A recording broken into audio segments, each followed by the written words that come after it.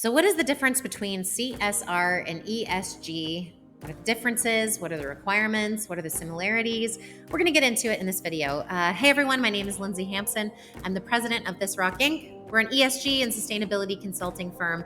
We've helped tons of businesses figure out certifications, figure out reporting, figure out materiality. I won't bore you with the detail. Corporate responsibility has been a fundamental aspect of businesses for decades. Everybody knows this. From the early days of philanthropy in the 1950s, everybody that's been alive during this time has seen this remarkable evolution of companies thinking about the societies that they work in. And there's been some cool and sophisticated frameworks around CSR, we call it, or corporate social responsibility. So there's these critical concepts. One is CSR, which I just talked about. But a new and emerging one has been ESG, or environmental social governance. Definition time. So CSR emerged as a way for companies to voluntarily contribute to society. So that would be through community engagement, like going to a United Way or a food bank, for example. It could have been philanthropy or any ethical practices. But basically, you can detect a CSR report or an initiative if it's giving back. It's a company's values and a drive to do good in the community. So, ESG on the other side is more recent and it definitely represents a more structured approach, although some people would argue it's very unstructured still. But basically, you can think of it more as a financial approach. So, we're looking at data, we're looking at a company's performance, impact on environmental, social, and even governance, and their responsibility. If they have a board, if they have a whistleblower policy, we're talking about corruption, we're talking about greenhouse gas emissions. So as you can see, the first one, CSR, is more about giving back. ESG, more about a framework or an approach to tackling environmental social governance. The rise of ESG and sustainability is really a shift toward more accountability and numbers or measurable impacts. So this transition has reflected the growing demand from investors, regulators, consumers for transparency and data-driven results.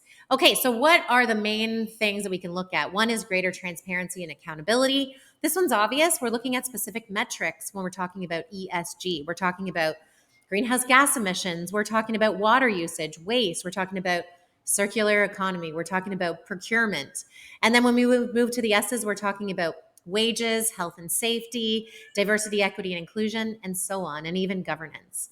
Number two is investor demand. Investors are starting to demand more transparency around sustainability. Let's talk about some ways to incorporate CSR. So number one is company culture.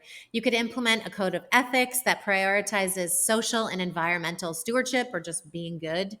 For example, health and safety, you could establish and communicate clear goals around health and safety standards. So this could be, incident reports or incident goals, and then you could take actions to mitigate any risks. These could also be environmental risks. Then there's also environmental stewardship. So that's just being good, knowing your footprint, knowing your baseline, and doing things to limit the resources you need at your company. Then social responsibility. This would be diversity, fair treatment of people in your core values. This could be just programs that you roll out that your employees are excited about and that your stakeholders are excited about, even your community. And then just listening and engaging. So don't create a big program without talking to anybody. When it comes to ESG, it's a bit more strategic and data-driven to do some implementation. Let's talk about it. The first one is materiality assessment. This is your company could probably do 10,000 things, but what is material at your business? What is high impact, very important? What are low-hanging fruit? What are your competitors doing? What do frameworks deem necessary for your business? So basically, you would look at topics or themes across ESG and figure out what is most relevant to your industry. The next one would be assessing your current state. So where are you? What are your baselines? Get some insights from your stakeholders, pull some utility bills, pull some data on your team or your employees. Then you would set objectives and goals. So, maybe in the year 2023 or 2024, these were our baselines, but we think by 2026, we could reduce our impact on water usage, for example, by 10%, for example. Then you would develop a criteria or roadmap. Maybe you would use some ESG frameworks. These would help prove to people that you're being transparent and you're aligning yourself with baselines and benchmarks. Then you would have an action plan. How are you going to get there? Sometimes people call these measures. So you'd want to have, 3 or 4 measures for every goal or target that you have. And finally, you'd report on progress. So you wouldn't just keep this to yourself. It's important to share this with all the people that care. So you can have the best of both worlds. Integrating CSR and ESG offers a powerful strategy, and people are realizing that. So CSR is definitely going away, and we're seeing more impact reports, sustainability reports that are heart-driven initiatives of CSR, but with the rigor and accountability of ESG. So best of both worlds. This integration allows a business to maintain their commitment to social good, but while also meeting these new demands coming up from their biggest client or regulators or investors. As you can tell, there are a lot of similarities between ESG and CSR. You probably already picked some of them out there, but one is sustainable impact. The next is transformative change. So not only are they making change in a couple of processes, but they're kind of transforming their business to think about the broader community and the world that they're in. It could be connection to stakeholders. So maybe stakeholders were asking for CSR reports and now they're asking for ESG reports, or maybe it was all voluntary. It's always focused on the future. So businesses that have been around for 50 years, in order for them to be around for 50 more years, they really can't ignore looking at the social aspects coming up in the world, or the physical or regulatory risks of climate change, for example. I have some clients and some companies that have reached out to us in the past year that are wondering, how do they get an ESG or sustainability certification or report done? And the reason that they're asking this is that their biggest investors or clients or stakeholders are asking them. And it's good to do it because of that immediate need there. You don't want to lose a client or lose an investment, but there's so many reasons to do this. And this is why it does matter to stakeholders.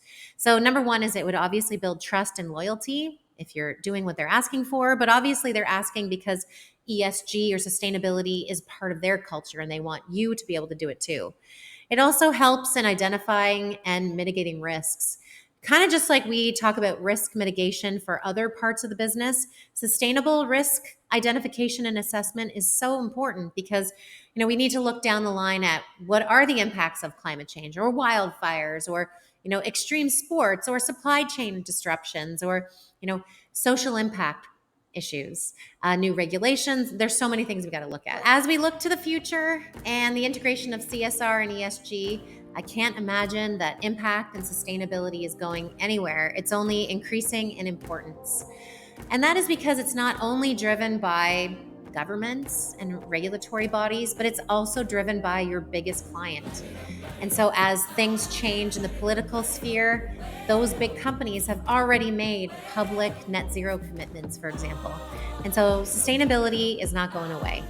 So my 2 cents, companies should embrace this. They should figure out their approach, one that works for them, figure out a framework that works for them, and then become sustainability leaders in this world. Remember, sustainability, ESG, CSR, they're not this side thing that we do. It's helping us meet the goals that we already want. So it's increasing revenue, decreasing expenses, therefore being profitable, increasing employee morale, reputation, and on and on and on. It all contributes to business success in the long haul. All right, I hope this video was helpful to you. If you ever have any questions about an ESG report, a CSR report, impact report, or doing an assessment or a certification like EcoVadis, for example, that's what this rock does all day long. So let us know, reach out, and we'd love to talk to you. Thanks so much for watching. I hope you're having a great week, and see you later.